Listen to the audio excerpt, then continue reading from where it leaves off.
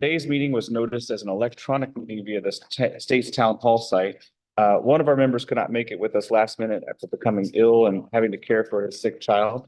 But we are going to be live streaming this meeting. And as a result of that, all of our votes will need to be roll call votes, which is a great way to remind me of who everyone's names are and say them in alphabetical order. For our virtual participants, on the advice of council, would like to ask that you please keep your video live, especially when we vote, to make sure that you are who you say you are when you're voting on matters before the board. With that, I'd like to ask members to review the meeting agenda and entertain a motion to approve. Is there a motion to approve the agenda? Laura moves. Second. It's been seconded. All right. Now we will call the vote. Ms. Blevins. Aye. Mr. Broadbent. Peter. Aye. Mr. Bryant. Aye. Dr. Canada. Aye. Ms. Castillo is absent. Ms. Stinsel is absent. Ms. Fernie is absent. Phil is absent. Dr. Murphy. Aye. Dr. Prentice. Aye. Ms. Scott. Aye. Mr. Trumbo. Aye. And the chair votes aye. The ayes have it. The agenda is adopted.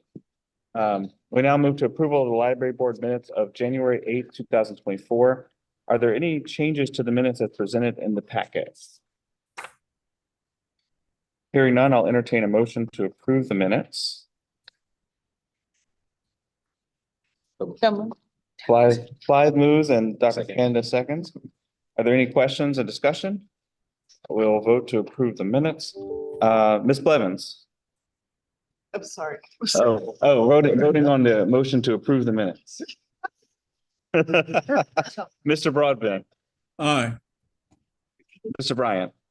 Dr. Canada. Aye. All right. Dr. Murphy. Aye. Dr. Prentice. Aye.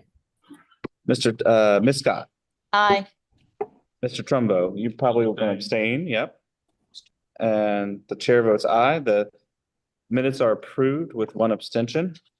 And now we turn to a special commending resolution that will honor the local public libraries of the Tidewater area.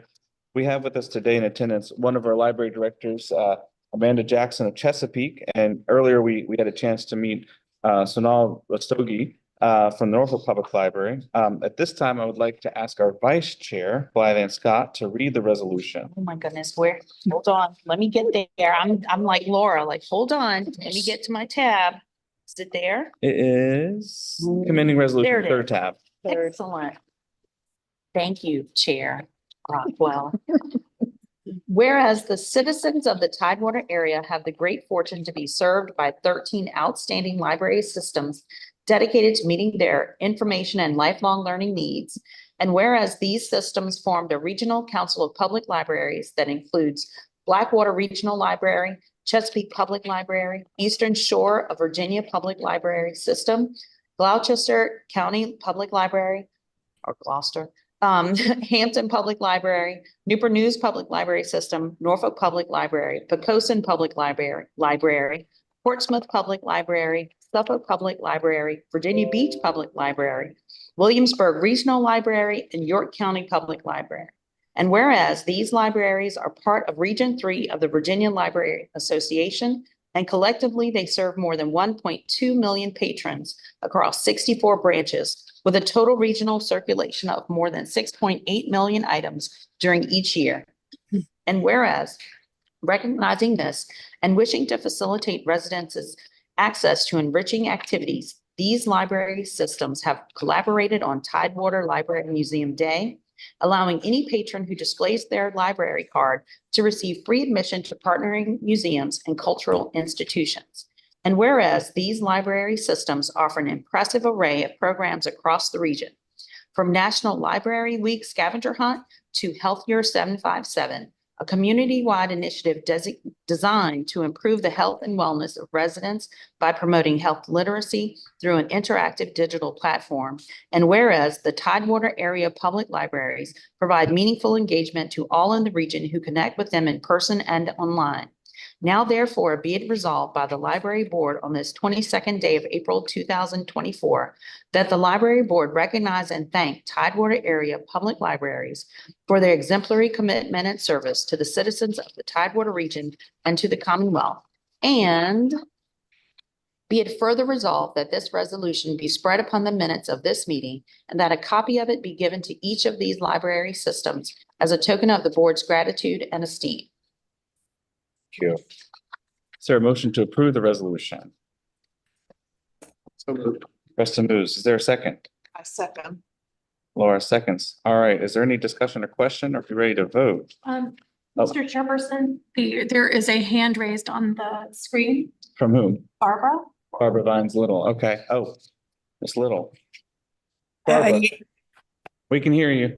Okay, I don't think I've been called on to vote yet. Oh, okay. How would you like us to record your votes on the minutes and the agenda? As yes. Okay, thank you. Appreciate it. Apologies. Okay. Are folks ready to vote? Yes. Ms. Blevins, Aye. Mr. Broadbent, Aye. Mr. Bryant. Aye. Dr. Canada. Aye.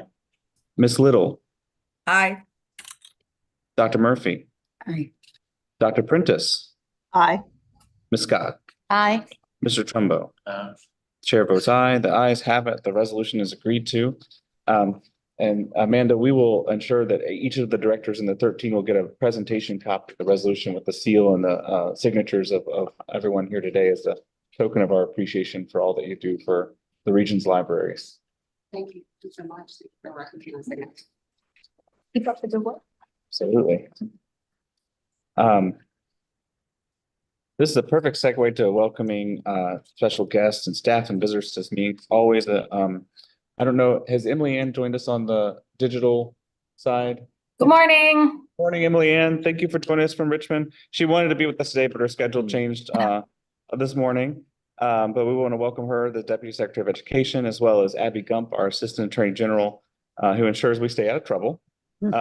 And earlier this morning, we had a lovely coffee reception with the mayor and several leaders from the city, including the Norfolk Library Director, Sonal, and we're pleased to welcome them. And we're also pleased to welcome Amanda Jackson from Chesapeake Public Libraries.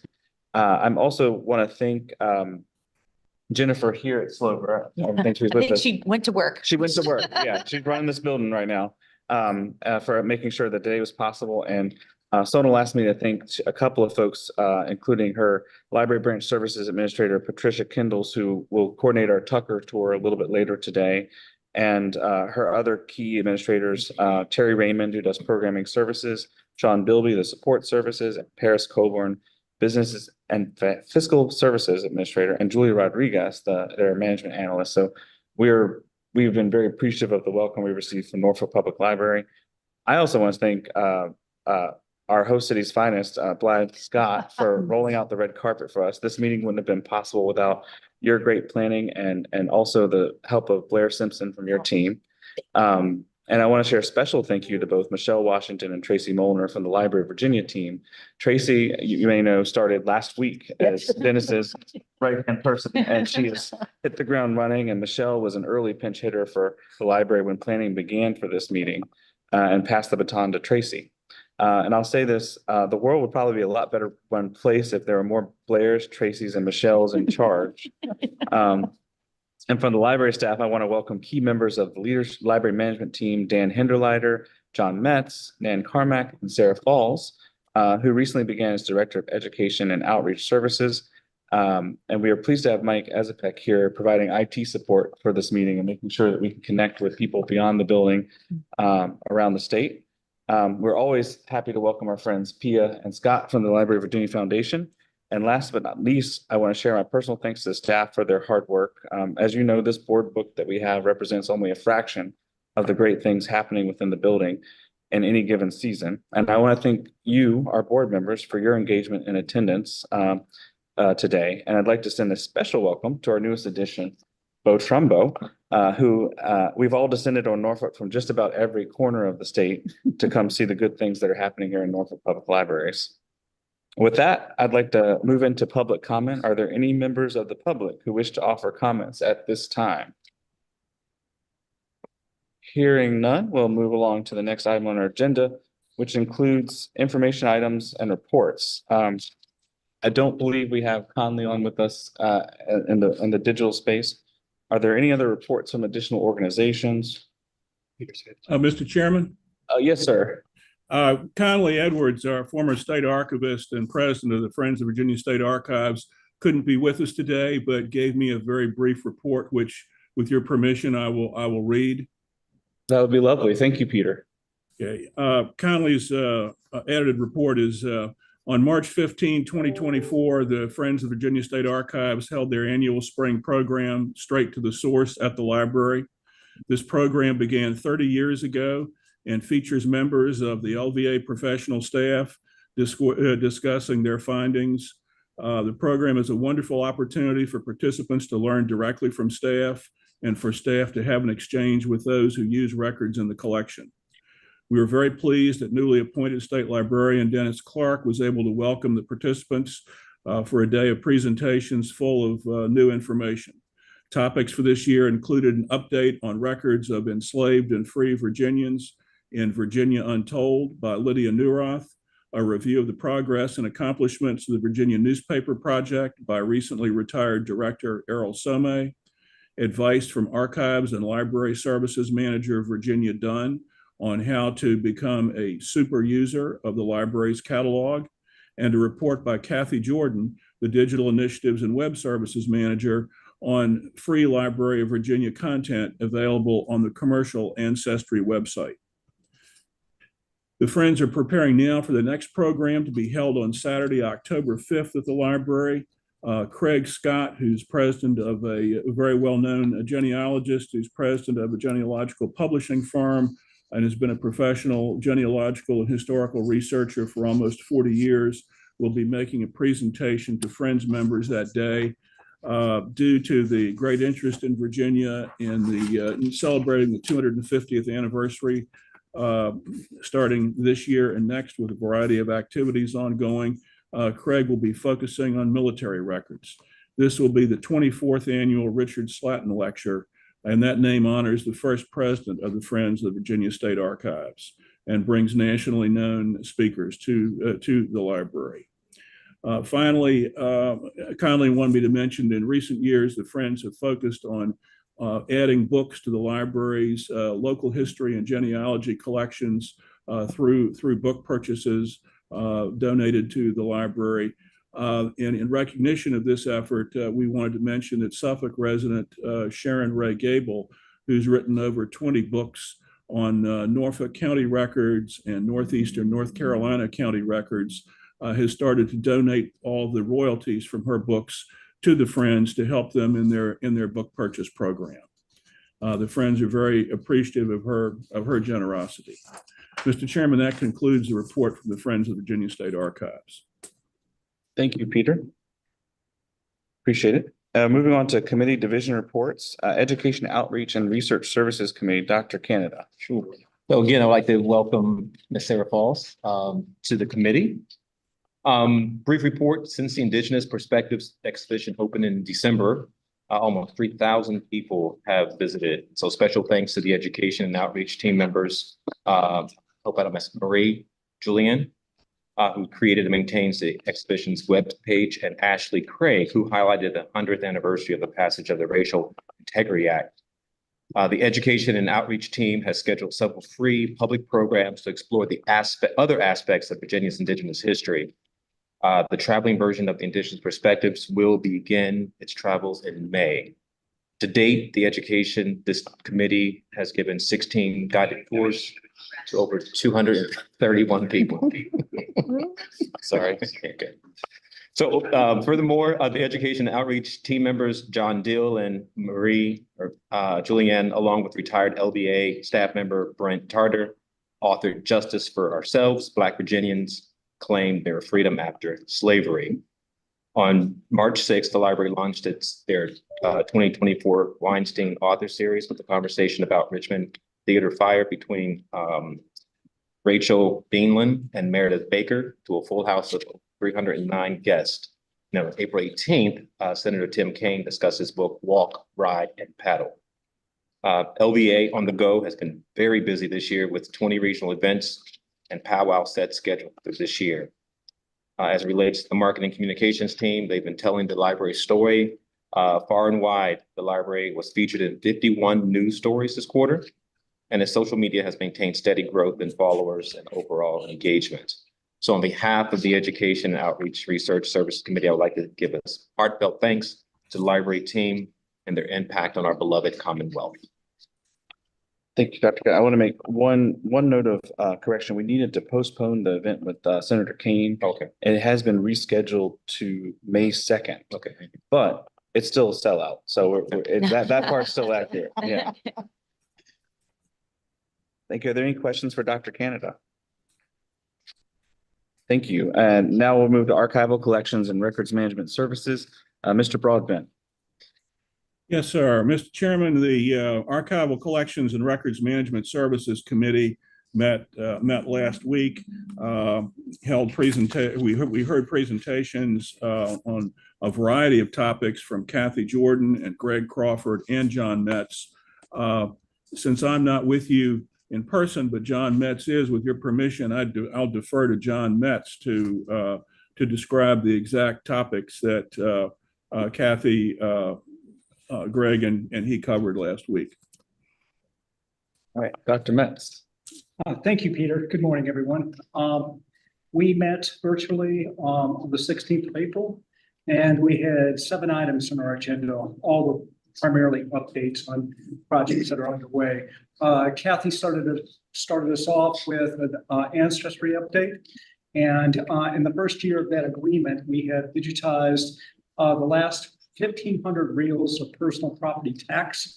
So these cover records from 1782 to 1900, which will be available online on Ancestry and Ancestry for Virginians free in October 2024.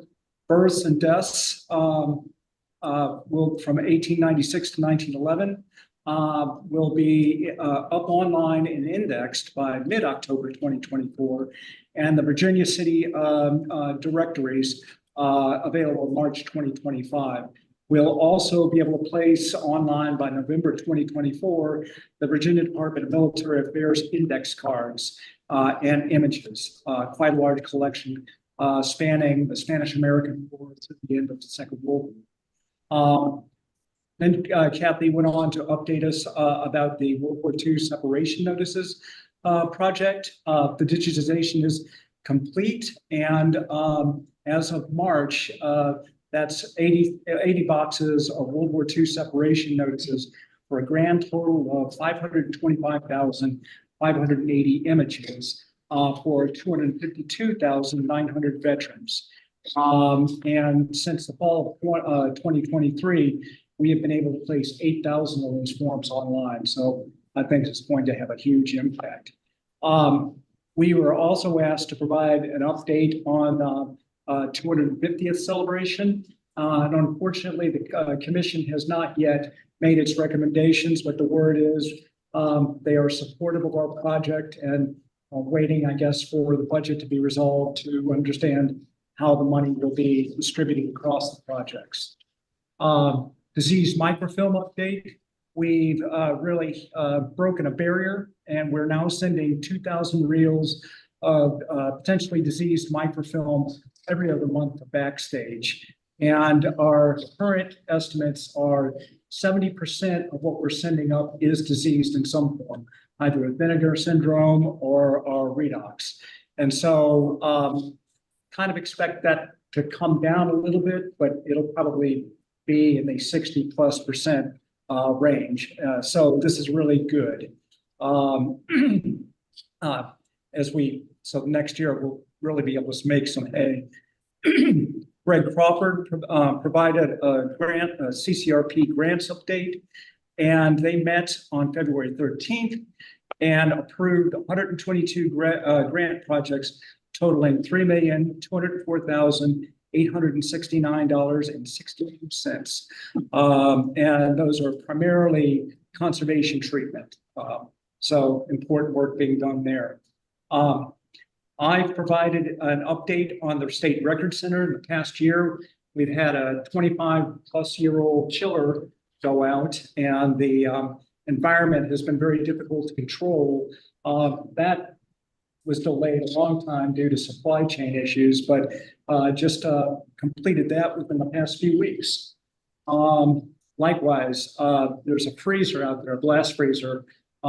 It is the largest one on the East Coast, and it allows us to help with disaster response. But we use it most frequently to treat incoming archival collections suspected of being infested with pests. So it's nice to have that back online, and we've actually just treated our first collection since then. And SRC expansion. We're still ready to go. Unfortunately, we can't move. Department of Planning and Budget will not release the funding for the construction documents phase until the budget is resolved. And we suspect that once that is done, once we get the word to go, that we'll be able to get that process and going, and it'll take us about 4 months. So to be ready to break ground. So we're hoping that 4-month time frame once the money is released isn't too optimistic, horribly optimistic, but fingers crossed. And that is the business. We've then concluded our business of the Archival Collections and Records Management Services Committee. Thank you, Dr. Metz. Are there any questions related to this report? Hearing none, we'll move to Mr. Bryan and Mr. Hinderleiter with the Legislative and Finance Committee. Thank you. Per the memo you received electronically some time ago, the budget spending, everything is on track. Nothing out of the ordinary.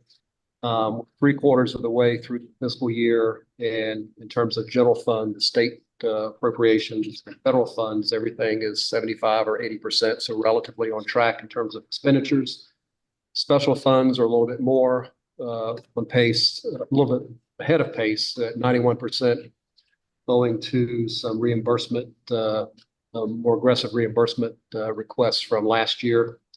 And the Circuit Court Records Program, actually, that's what's ahead of pace from last year. On the legislative, so nothing out of the ordinary in terms of the budget and the pace of expenditures. On the legislative front, legislature adjourned March 9. April 17 was the reconvened session. The state budget is still being negotiated, so they're into overtime.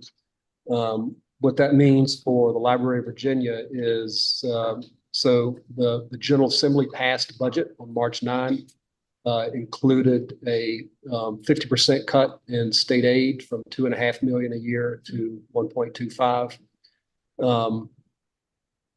It remains to be seen whether that remains the case. I would predict perhaps likely it does remain the case. As the ongoing budget negotiations continue, they're using the General Assembly passed budget, which contained the 50% cut, as the baseline for ongoing discussions. And so over the next several weeks, the legislature hopes to have reached agreement. The governor of the legislature hoped to have reached agreement. And so when they come back on May 13, special session, they hope to then pretty quickly vote on the budget so that we will know more.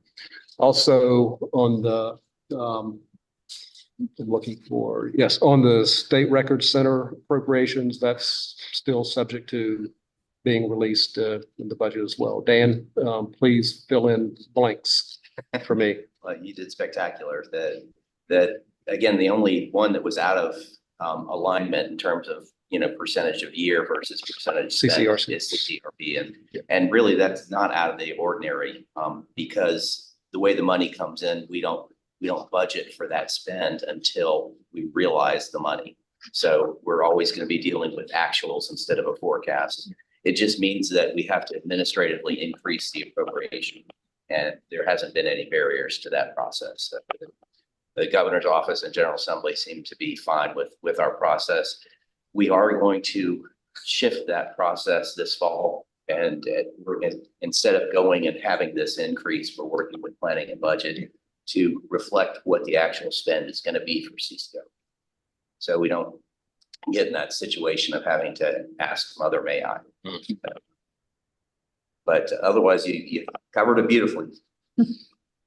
One question about the state aid piece. So that's the governor's introduced had it was new state funding for state It was aid. new. And so it was a decrease from the proposed new That's funding. right. That's right. That's right. Okay. Thank you. There's a cut in the increase.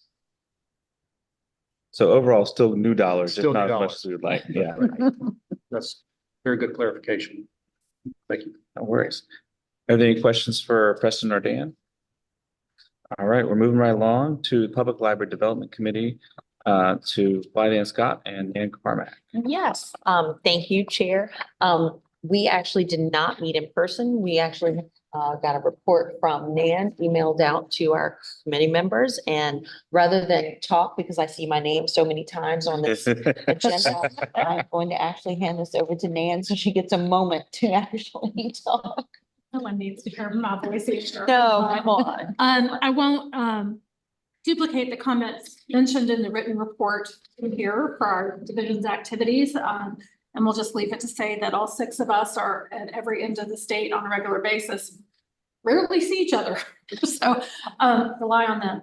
What we did distribute to the committee, but did not put in here because it's such a fluid situation, is the waivers that we will be introducing to you in June. For those of you who are new, you just heard state aid referred. So we divide that state aid up to library divisions based on a formula. And there are requirements for receiving your state aid. We do offer waivers for any situation which doesn't meet our requirements. This year, we have far fewer what we call technical waivers. For example, not that this would happen in Chesapeake, but if Chesapeake were to cut the library's budget, but nobody else's budget, it's a carrot and a stick. The stick would be that the state would give them less money. But if cuts were across the board, say every Chesapeake department would have to incur a 5% decrease. We do allow that as a waiver because that's not just picking on the library. So this year we have far fewer technical waivers than we've seen in the past number of years. And to me, this is an indication that we are starting to recover from COVID, that localities are starting to recover from COVID. And so that's a good thing. There are also a number of waivers that don't meet that level. And we will be having discussions with their library board and their library directors about their plans to repair that. And it usually comes down to a lack of local funding. This is also a common feature for our small rural libraries. As their population dwindles, so does their tax revenue. And you know, you can argue all day about, yes, you need public safety in schools, but per our formula, you also have to fund the library. So there are some difficulties afoot in rural Virginia in regards to our situations, and some libraries that are going to need to do some legwork in repairing their status in their locality. There will also be a few waivers that will be presented to you for, you saw this last year, the 3 consecutive hours past 5 p.m. requirement. In many communities, it's not efficacious. They'll have employees there till 8 with foot traffic of 0. So you'll see a number of waivers with data supporting that to remove that requirement from that locality. So those are the things that we'll be talking to you about in June. You'll certainly get the communications well before then so that you can ask questions and understand them. And that is really all we have to share at this point. Wonderful. Are there any questions for Dr. Carmack? All right, we're moving right along. We have a little extra time. We want to give a little extra time to our friends from the foundation because you guys have been very busy. So I'd like to recognize Scott Dotson and Pietro Gianni for their report. Take it away. Thank you. Thank you for the warm welcome. I'm not a doctor. I'm a doctor of law. You like that? Judge Trumbo? Yes. May it please the court. It is an exciting time at the foundation, in support of all the work of the library. Just some data on where we are with fundraising, the boring stuff, so to speak, not really, just the routine stuff.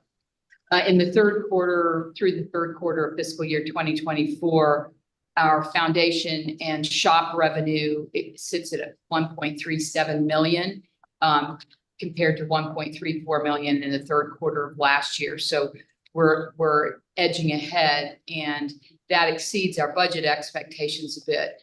The library shop, we haven't opened in the Capitol yet. We have. About a month, yeah. We've opened back up at the Capitol in a new space. Pretty excited about that, and very excited.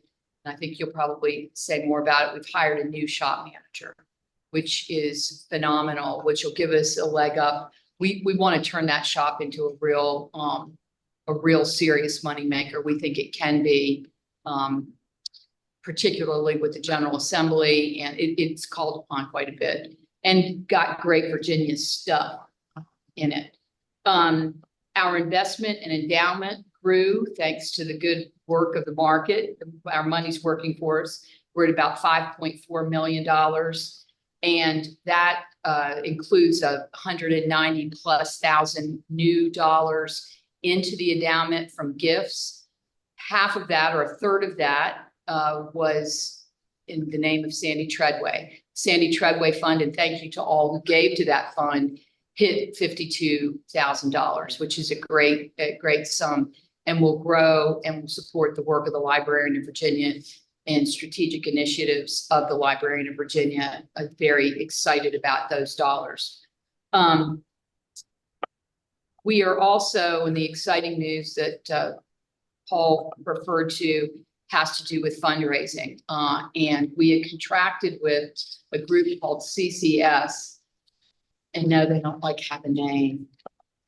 Everybody's gone to initials. I hate it. It's alphabet soup. But anyway, in November to test a campaign. We had done this probably now 10+ years ago. And we did it again with a new company that came in. They interviewed 50+ people. Some of you may have been interviewed to test the viability of a campaign. And so, and it's to feed off of and follow up on the space planning study that we did to look at improvements to the library physical structure. We received a full report. Scott's gonna talk a little bit more in depth about that report and their findings. So is that a good pitch? That's perfect. Thank you. Yeah, I'm gonna hand out a sheet of paper. And I apologize for those of you online. I can email this to you after the meeting today. So what's going out now to the public, that those that were either asked to participate in the study or those that did participate in the study, basically CCS tested what was essentially a $30 million campaign, split between capital improvements, endowment for the most part. And really they received overwhelmingly positive responses. I would say it's, from the overview of all of this, is it's exactly the opposite response we got when we did this exercise 12 years ago, which I think is a real good testament to where the library is going. I think it's a really good testament to people's attitudes about the institution. And I think it's a really good place to start looking at, from my end, really building the foundation to the point to where it can truly support the library's work in a much deeper way than it has historically. So as Pia said, I'll just walk through this briefly, knowing there's a lot on the agenda. They had roughly 50 strategic discussions. Those were interviews. Thank you to those of you that participated in those. Asking about perceptions of the LBA, asking about campaign priorities, testing a case for support. And it really does end up being kind of somewhere in between a fundraising study and a branding study and a attitude study, but it was really good overall. Over 92% of the participants were very positive or positive views of the library. Talks about the strengths being collections, staff, and programs. So there's some challenges in there as well that we've discussed in detail in the past. And when they provided the background paper on a potential campaign, 80% of the participants were endorsed moving forward with some kind of effort. We only had one participant that said, please don't do this and the money's too high. And I think that that's a good sign. You want to hear that. And I think it's somebody that I can change their mind eventually. Over half of the participants thought 30 million was realistic. 44% were unsure. 2 didn't have confidence in the 30 million. And then the participants expressed a high commitment to the campaign, where 70% of respondents would consider a leadership role, which according to CCS is extraordinarily high. I think they're used to somewhere around between 40 and 50. So that was exciting as well. Define leadership role. Serving on some kind of campaign, either through chair, honorary chair, campaign cabinet, and then regional chairs and different committees. When you look at the org chart for how this could be set up, there's probably about 10 different groups that people could participate in on some level. If I could add, they were overwhelmingly positive. In fact, everything they said to us was, you need to do this, you have to do this. And they wanted in to be a participant in it. It was pretty profound that way. Very supportive.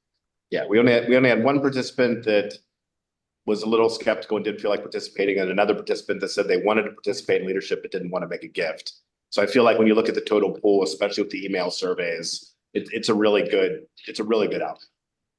outcome. So what we're doing now is we're planning on how we move forward when that time comes, without getting into the deep specifics on that. Right now, a group is being put together to kind of refine the case for support, start recruiting potential volunteer leaders, engage boards on the priorities. And I know Dennis, being 3 months in now, has to make all of his decisions immediately, which I know he's excited about. No, we have time to work through this. And then really looking through what is already in the database the foundation has to look at where our priorities are. What was really incredible about when you look at the in-person conversations and the surveys, there were people on the email surveys that we had not been in regular contact with over the last 20 odd years. They were indicating that they may be able to make a 6-figure commitment to something if we were to move forward. So I feel like we're really working with the right company. I feel like we're in a really good place to start reintroducing ourselves to some individuals around the Commonwealth, really talk about making this a Commonwealth-wide effort and maybe even a potential national effort.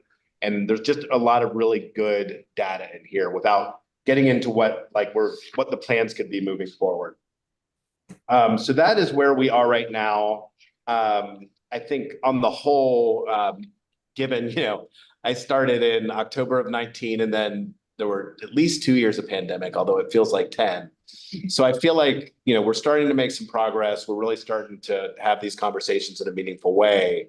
And I really see this as if we move forward with this the way we want to go, to be a 5-year effort that would really be able to transform not only the library, but the foundation's work, so that in the long term, that it can provide much more support to its efforts. That's great. It is a very positive report, and very heartening to hear that there is support outside the library for the library. And so we should all take that to heart. Our next step was to enter into a contract with CCS as campaign counsel. So we have done that. We're making, it's a little nerve-wracking, I must admit to you. We're spending a lot of money. But as my dad always said, you gotta spend money, make money. So we're making some investments, and those investments are pretty strategic, but they are investments nonetheless. And I unfortunately am gonna, not share, but share that a projection that I think our next financial report won't be as positive or solid, at least with respect to where our funding is, because there is a big cash outlay. On the front end. On the front end, that's right. I will tell you, the board members, it's great. Scott's been the impetus. He's the gadfly. It's been wonderful to have him, because the rest of us are a little nervous. But his confidence and belief in the library is pretty deep. And so that's what we all have to have. And it's led us to a good place. So we've hired CCS to be campaign counsel. We agreed to that over the summer, and we've already begun issuing invitations for the campaign cabinet. They're based on recommendations from CCS after their interviews of people, which was really good. And we've had already a good number of positive responses of people who want to be a part of this of this first wave of kind of creating the structure and refining the case for support. The case for support is the critical piece, we think. How it's written, how it's presented is going to be critical to the success of those efforts. So it's an exciting time for the foundation, and we think for the library, and we're glad to be a part of it in support of the work of the library, and are also buoyed by the librarian Virginia's support. He's been a phenomenal for someone just coming in. This is a big lift. And he's like, yeah, sure, let's do it. So thank you, Dennis. Easy for you to say. Yeah, easy for you to say. No, it's wonderful. We're glad to take any questions if you have any. Are there any questions for Pierre Scott? Anyone from our online universe? All right, hearing none, thank you for that report. Thank you. I also want to take a moment while we're on the foundation to recognize Wendy Auerbach is with us as well. She's another Norfolk local. And if I can borrow that for a second, I want to brag on her. Oh. She has a book that is a wonderful representation. It's called To Life of all of the Holocaust stories of Hampton Roads survivors, liberators, and rescuers. I'm told that you can get a copy of this at the Virginia shop. We do have a few copies. Yes, Yeah. and I would recommend you do that. And we're very thankful to have you with us here Thank today. you. Nice to be here and meet everyone. All right. With that, we have one more committee report before the last two. We're making good time, so I'll talk slowly. talk slowly. Yeah. No, it's a good thing to make. Lawyers do get paid by the word, so. Thank you, Chair Rockwell. So I'm reporting out from the nominating committee today. So what happens in April is that we have to just put forward a slate for the full board to vote on at the June meeting. So first of all, thank you to the nominating committee members. I appreciate your time and always your input. I'm going to read this now so I don't forget what I have to say. Oh, and my phone is just ringing. Oh, yes, as always. We know who was calling. Yes. Per the bylaws, it is the committee's task to present a slate of officers and executive committee members at our April meeting to be voted on at the following meeting in June. So our nominations today are C. Paul Brockwell Jr. for chair, Laura Blevins for vice chair. I'll make sure that's you. L. Preston Bryant Jr., Blythe Ann Scott, Peter Broadbent, and Robert L. Canada II for the executive committee. So again, this would be the slate that's put forward in June. And if during that time, if any nominations come from the floor, those will be considered at that time. But wanted to get that out. Let the record show our slate. Thank you, Madam Vice Chair. I tried to talk as slowly as possible. You did great. You did great.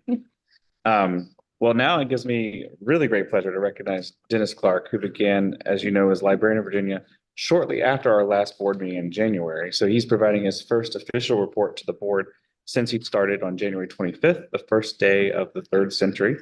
And I will save some of my fire for the chair's report, but I can say he's truly hit the ground running and will mark his 3rd month in the role later this week. So Dennis, take it away. Thank you, Chair Brockwell. First, I'd like to thank everyone, members of the board, the foundation, staff, the community, the administration for the warm welcome that I've received in my first few months here. I could not have written a better script for how this could have gone. So thank you again. It made it an easy transition for me. So that's just a terrific way to start. Mr. Chairman, the Library of Virginia has had a very active quarter. and since the last board meeting, many details where you've heard from various board committees and other members of staff. So I won't linger too long on those, but suffice to say, the building was very busy during the General Assembly session. We had many events held for the benefit of delegates and senators. So we love to see the building used actively. And that was a great opportunity, I think, also for me to be able to meet a lot of the folks who are part of the stakeholders of the Library of Virginia.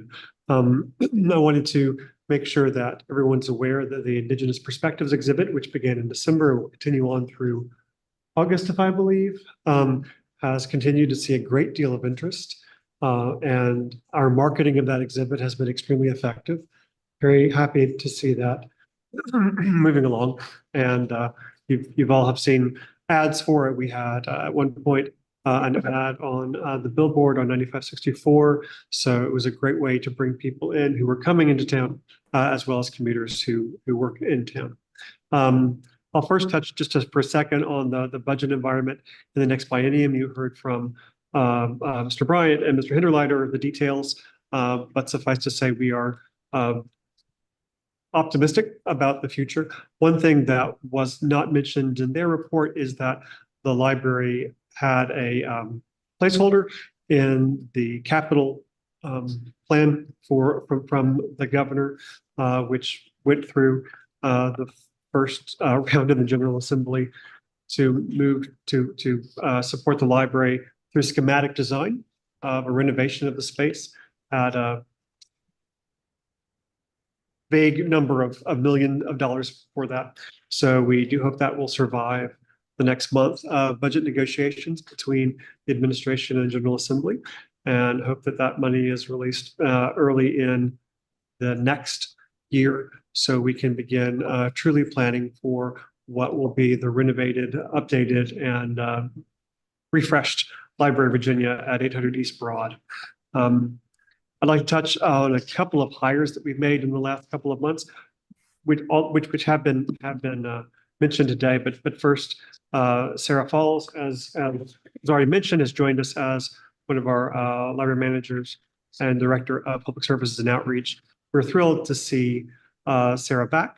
She had an earlier position here back in the days of early digitization. So she is to some extent returning home to the Library of Virginia, where we hope to keep her for the rest of her natural life. And she joins us again from the University of North Carolina School of the Arts, a terrific institution in Winston-Salem, where she was university librarian. We also have, as many of you have met this morning, our new executive assistant, Tracy Molnar. Tracy joined us again less than 2 weeks ago from the Department of Labor and Industry, but has also extensive experience in the federal service in administration, project management, and procurement. So we're very thrilled. I particularly am very thrilled that Tracy has joined us and has absolutely hit the ground running. The next thing I'd like to do is to highlight a few of the administrative changes that we've made during my first couple of months on the job. I've chartered a new team made up of my direct reports, now known that I'm calling the senior leadership team. That team has a specific charge and a specific responsibility that's been circulated to all members of staff. The former executive management team, I've transitioned into something I'm calling a library management team, which also has a charge and responsibilities specifically that have been circulated to the staff. So that's transparent for everybody moving forward. Teams will work both separately and in tandem. The senior leadership team, the SLT, meets weekly. The library management team will meet monthly beginning in May. So I hope that those are kind of a streamlined way for us to get our administrative business done of the library. To update you on something I may have, many of you may have seen on email, the library has recently rejoined the Coalition for Networked Information. This was an important thing when I came in that I thought we needed to read. The library had been a member until a number of years ago when it withdrew. CNI, the Coalition for Networked Information, is a digital libraries focused membership organization that is a part of the Association of Research Libraries. Other Virginia institutions are members such as VCU, Virginia Tech, UVA, William & Mary, they're all members. Other members that are not part of the state, you will see the Library of Congress, the National Archives, Amazon Web Services, the Mellon Foundation, Los Alamos National Laboratories. This is the space where research institutions are talking about how the next iteration of research libraries evolves. And as many things of the Library of Virginia is, it is also a research library. So it's a good opportunity to be able to meet and to rejoin that group. I had the opportunity to attend their spring meeting in California, along with Paul Katsalaspi, who our IT director, who you all know, or many of you may know. Much of that meeting was focused in particular on understanding the applications of AI in libraries and education moving forward. So an important place for us to be a part of those discussions. And I'm happy that we're able to take our seat back at that table. My first few months have been busy meeting with a lot of different stakeholders, both in Richmond with the General Assembly in session and members of the administration and the staff and lots of different folks. In addition, I've mentioned I was able to attend the meeting of the Virginia Public Library Directors Association, which was in Harrisonburg earlier in this spring in March. I attended the State Council of Higher Education Library Advisory Committee meeting in Charlottesville and the spring Chief of State Library Agencies meeting in Washington, D.C. as well. So it's been very busy in terms of kind of continuing my own orientation into what this role entails. I want to highlight two major initiatives moving forward that's going to have a major impact on our next couple of years. The first is our new strategic plan. Many of you know that the library's last strategic plan ended at the end of the 200th year. And so now we have an opportunity to help chart the next 3 to 5 years in a strategic directions. The library is going to engage with a consultant, likely VCU's performance management group, now called the Center for Public Policy, to help us meet the challenge of the next couple of years. My intention is that the planning process will be inclusive, will include everybody on the library staff, will include members of the library board, members of the foundation in an inclusive way. So the plan that comes out of that is something that is holistic rather than overly specialized. That planning process I'm expecting to be able to conclude by the end of summer. Yeah, I hope that's helping meet some of those objectives that we have to move fast. So we're going to be working fast, but I think that's going to be useful for us to be able to chart the next 3 to 5 years in that process.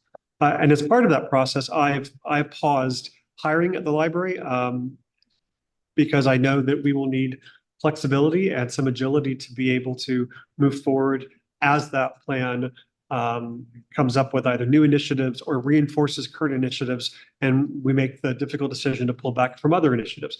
So I paused any hiring to where I would need to approve anything moving forward, which I don't expect to do very much over the next couple of months, so that we are able to pivot and have that flexibility to move toward our strategic directions. I'll be able to report much more about that at our summer meeting. The last initiative I wanted to touch on is regarding the potential future renovation. I believe the library has an opportunity to create a new excitement, maybe new audiences around visiting the library. That's going to be a major part of how I think about any renovations, any use of our capital processes. And it's important to me, I think, to create among other attractions into the library, a permanent gallery for our most significant documents. This would be our National Archives level kind of display of some of the original documents that we have and that we have shepherded for the last hundreds of years, as well as some newer documents that are important when you look at the arc of the Virginia story. So I've asked Dr. Metz, John Metz, to lead a study group to review this challenge and make recommendations to me that we can then use to flow into schematic design when that money is available. And that group has promised to move quickly as well. Yeah. Yay. Quickly as well. And I've asked them to have their recommendations by hopefully September to me for our review and our discussions internally. And just to be clear, security and environmental control, the stewardship of those documents, of anything that we have on display, is paramount and the first consideration for having any sort of display of items of unique or significant value. And that will certainly be our presumption going forward. Otherwise, John would be very frustrated at me. But that will certainly be our number one consideration as we look toward the future of using those documents in a way to increase civic and school family level engagement with the physical space that is at 800 East Broad. And with that, that is my report for the day. Happy to take any questions. I actually have a question, but it's really more is together. Please remind us all about the gala date.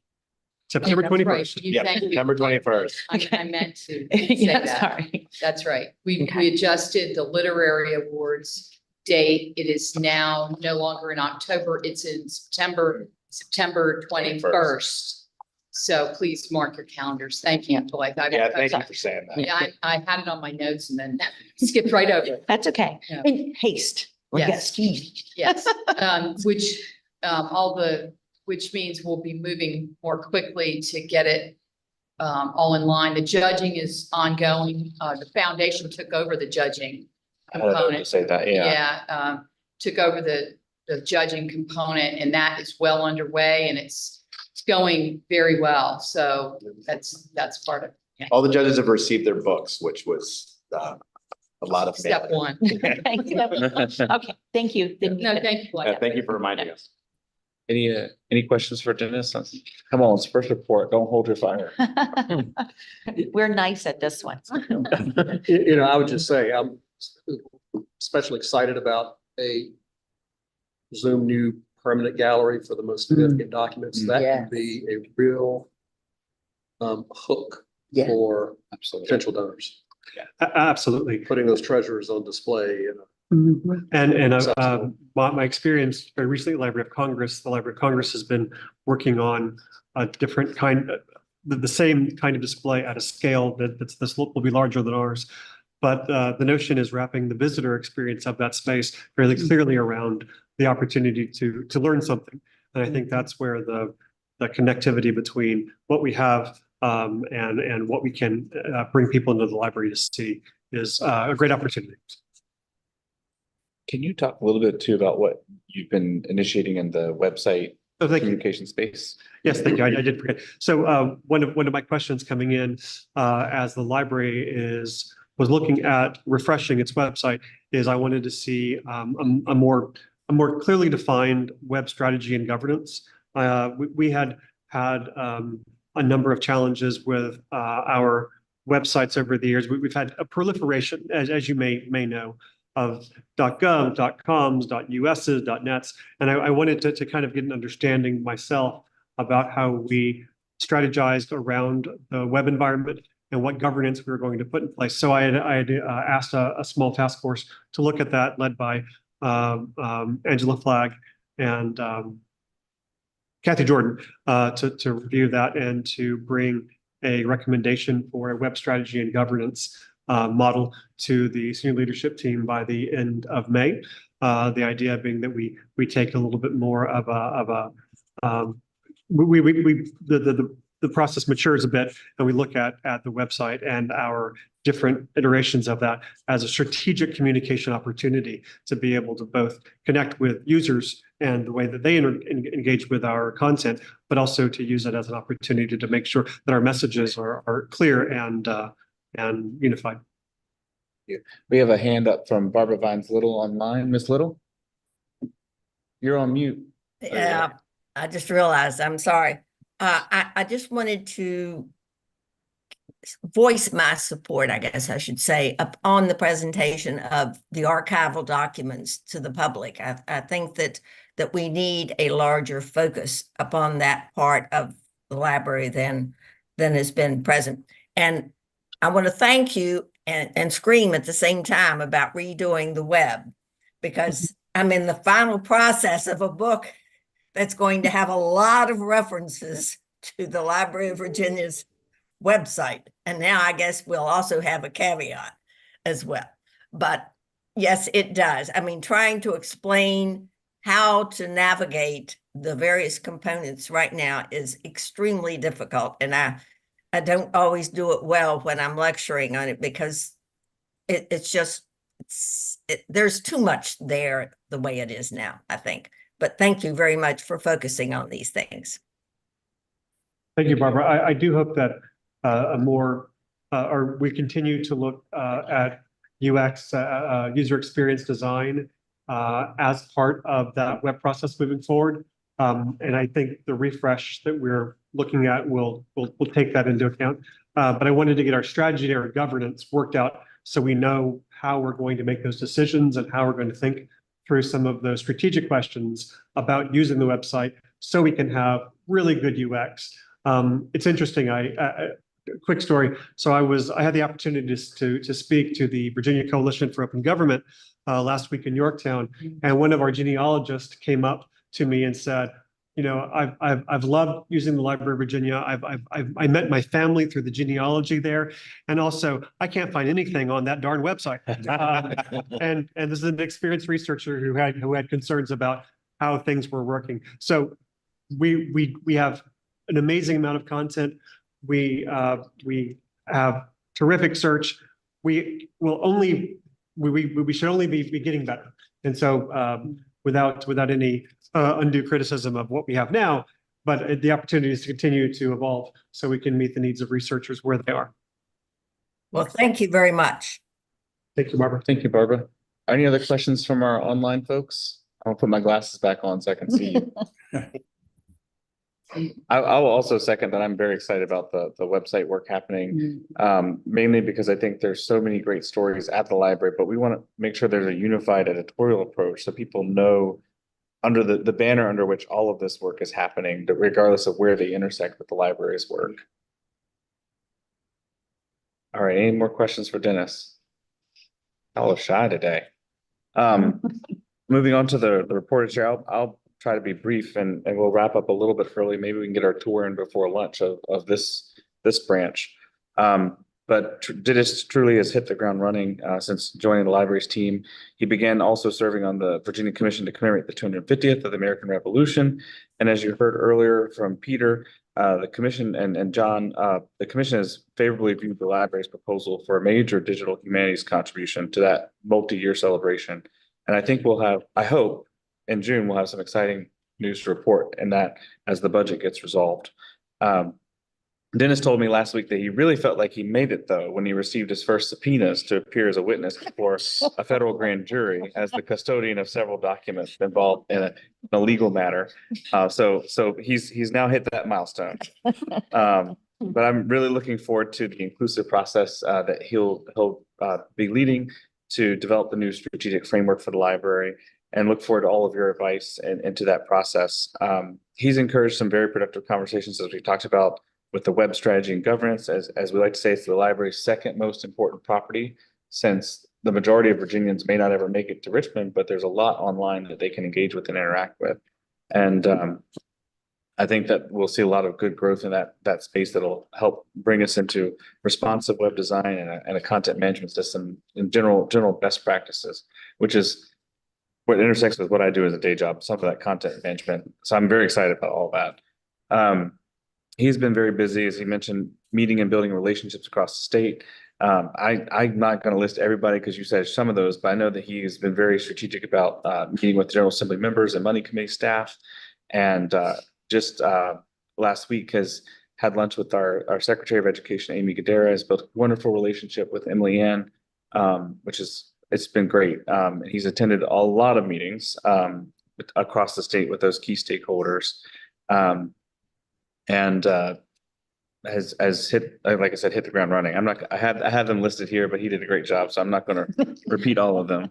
And last week, Dennis and the library management team led an extensive orientation session for our two newest board members, Bo Trumbo and Dr. Mary Prentice. And I know that was a lot of, Tracy really came in at the right time, because not only within a week, she had a board orientation session to run and this meeting on the horizon. So the board orientation was on her fourth day. Yeah. Yeah. So we are very thankful for Tracy. And we're also in the process of scheduling time to review nominations for the Patron of Letters degree for this fall's Literary Awards, which folks mentioned will be September 21st. I hope everyone can attend. It's always a wonderful event that the foundation puts on, and we continue to be grateful for their support. As you heard, they've been hard at work with the campaign. But I've also want to reiterate that they've taken on all the administrative costs and work of managing the literary awards nominations and judging. And many have commented on how efficient and streamlined the process and experience of judging has been, thanks to the team in place. And I know Mary Jordan's been doing a lot of hard work. She's awesome. And we continue to see blockbuster attendance at the Weinstein series. I was at the kickoff event in March with the House is on Fire and the Richmond Theater Fire authors, and it was incredible that we actually had to use the overflow room. It wasn't just aspirational. We actually had people sitting in the overflow room to enjoy the event. And I imagine the same will be true on May 2nd when we welcome Senator Kane to the building. That's all I can think about. I know we've got 2 tours scheduled after this. Barbara, your hand is still up, so I want to make sure I'm not forgetting if you have something else you want to say or add. No, I just wasn't paying attention. Oh, it's okay. And with that, I'd like to ask if there's any, Yeah, I do have some Oh, new or old business. Blythe has some things to add. Well, I don't know if anyone's seen Dr. Treadway, lurking around the library. But I am so pleased to say that she's missing today. That she is being honored by the YWCA in Richmond on May 8th. And for those who live in or about Richmond, I hope that you get a chance to just wish her well, but I think she's really excited to get that award. I have not seen her, but I think I'll get a sighting. She is heading to Norfolk the end of next week. I was like, oh, you're missing the board meeting. She's coming into town for some Virginia to see the Dance Theater Harlem. So she and If I could add, like, Yeah. the foundation purchased a table to the event and we have 2 more spots available if anybody's interested in attending. So Thank you. Yes, we're looking forward to toasting her at the Outstanding Women Awards on May 8th. May 8th, right? May 8th. She was just honored by the Virginia Press. Yes, she Women. was also the Newsmaker of the Year Saturday. Oh, wow. Yeah. You missed it. You missed all that. And I just saw her at the Virginia Forum. Oh, yeah. She was there. Oh, Yeah, and kudos for staff that was doing a presentation on the indigenous exhibit and things like that. It was fabulous. I will say, my office actually went up for a tour of the exhibit and special collections with Dr. Metz, and they were all raving both about the exhibition, which is incredibly well done. If you have not seen it, make sure you add time when you're back in June to really experience the exhibit. And we had a great time at special collections with Dr. Metz as well. So a lot of folks are hearing about it and interested in it.